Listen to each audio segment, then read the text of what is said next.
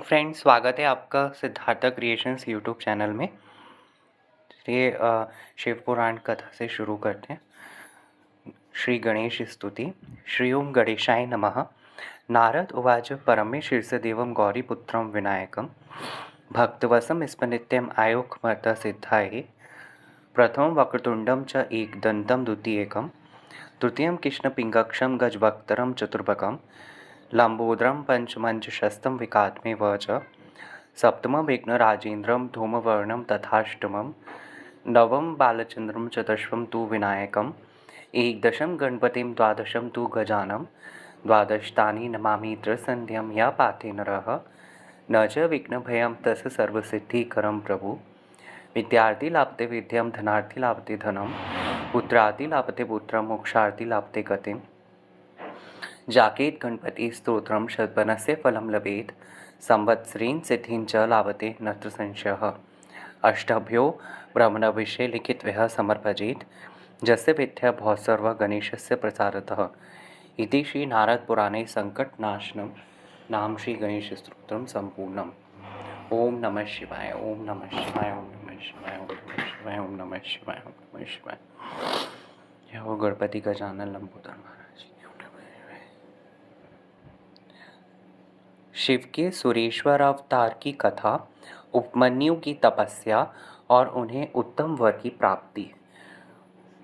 नंदीश्वर कहते हैं, सनत कुमार जी, अब मैं परमात्मा शिव के सुरेश्वर अवतार का वर्णन करूँगा, जिन्होंने धौम्य के बड़े भाई उपमन्यु का हित साधन किया था। उपमन्यु व्याघ्रपाद मुनि के पुत्र थे। उन्होंने पूर्व जन्म में ही सिद्धि प्राप्त कर ली थी और वर्तमान जन्म में मुनि कुमार के रूप में प्रकट हुए थे। वे शैश वावस्था में से ही माता के साथ मामा के घर में रहते थे और दैववश दरिद्र थे। एक दिन उन्हें बहुत कम दूध पीने को मिला, इसलिए अपनी माता से वे बारंबार दूध मांगने लगे। उनकी तपस्विनी माता ने घर के भीतर जाकर एक उपाय किया। उच्च वृत्ति से लाए हुए कुछ बीजों को सिल पर पीसा और उन्हें पानी में घोलकर कृत्रिम दूध तैयार किया। फिर बेटे को पुचकार कर वह उसे पीने को दिया। मांग के दिए हुए उस नकली दूध को पीकर बालक उपमन्यु बोले, यह तो दूध नहीं है। इतना कहकर वे फिर रोने लगे। बेटे का रोना धोना सुनकर माँ को बड़ा दुख हुआ। अपने हाथ से उपमन्यु की दोनों आंखें पोंछकर उनकी लक्ष्मी जैसी माता ने कहा, बेटा, हम लोग सदा वन में निवास करते हैं, हमें यहाँ दूध कहाँ से मिल सकता है। भगवान शिव की कृपा के बिना किसी को दूध नहीं मिलता। वत्स, पूर्व जन्म में भगवान शिव के लिए जो कुछ किया गया है, वर्तमान जन्म में वही मिलता है। माता की यह बात सुनकर उपमन्यु ने भगवान शिव की आराधना करने का निश्चय किया। वे तपस्या के लिए हिमालय पर्वत पर गए और वहाँ वायु पीकर रहने लगे। उन्होंने 8 ईंटों का एक मंदिर बनाया और उसके भीतर मिट्टी के शिवलिंग की स्थापना करके उसमें माता पार्वती सहित शिव का आवाहन किया। तत्पश्चात जंगल के पत्र पुष्प आदि ले आकर भक्ति भाव से पंचाक्षर मंत्र के उच्चारण पूर्वक सांब शिव की पूजा करने लगे। माता पार्वती और शिव का ध्यान करके उनकी पूजा करने के पश्चात वे पंचाक्षर मंत्र का जप किया करते थे। इस तरह दीर्घ काल तक उन्होंने बड़ी भारी तपस्या की। मुने, बालक उपमन्यु की तपस्या से चराचर प्राणियों सहित त्रिभुवन संतप्त हो उठा। तब देवताओं की प्रार्थना से उपमन्यु के भक्ति भाव की परीक्षा लेने के लिए भगवान शंकर उनके समीप पधारे।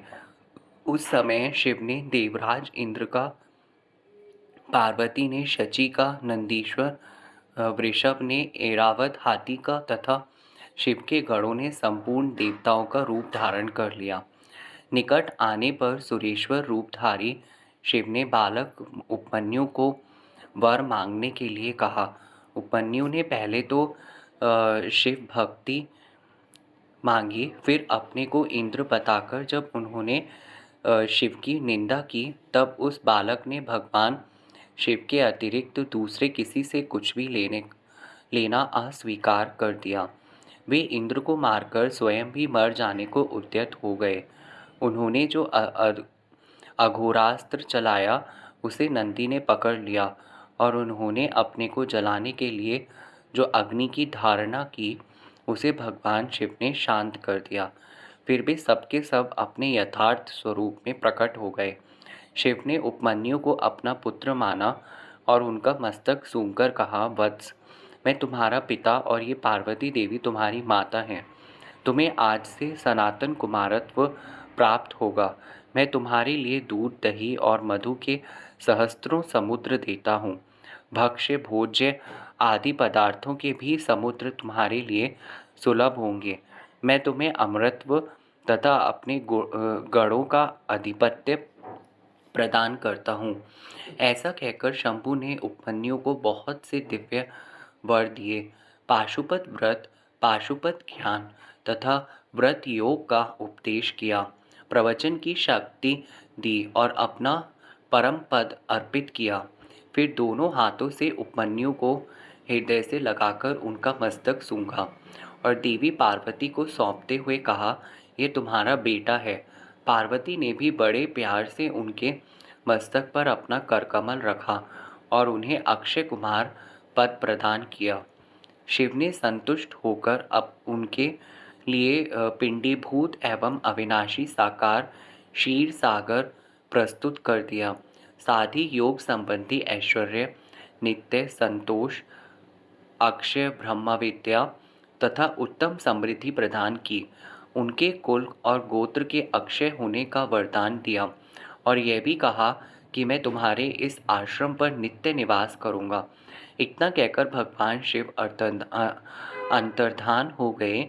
उपमन्यु वर पाकर प्रसन्नतापूर्वक घर आए। उन्होंने माता से सब बातें बताईं। सुनकर माता को बड़ा हर्ष हुआ। उपमन्यु सबके पूजनीय और अधिक सुखी हो गए।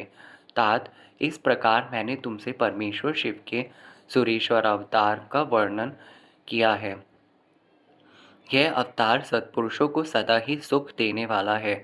सुरेश्वर अवतार की यह कथा पाप को दूर करने वाली तथा संपूर्ण मनोवांछित फलों को देने वाली है। जो इसे भक्तिपूर्वक सुनता या सुनाता है, वह संपूर्ण सुखों को भोगकर अंत में भगवान शिव को प्राप्त होता है। ओम नमः शिवाय, ओम नमः शिवाय, हर हर महादेव, हर हर महादेव। तो फ्रेंड्स, आपको इस कहानी से क्या सीखने को मिला, कमेंट्स करके बताइए और इसी तरह चैनल को देखते रहिए। अगर ये वीडियो पसंद आया हो तो लाइक कीजिए, सब्सक्राइब कीजिए एंड शेयर कीजिए ताकि और भी लोग इससे कुछ सीख पाएँ। धन्यवाद।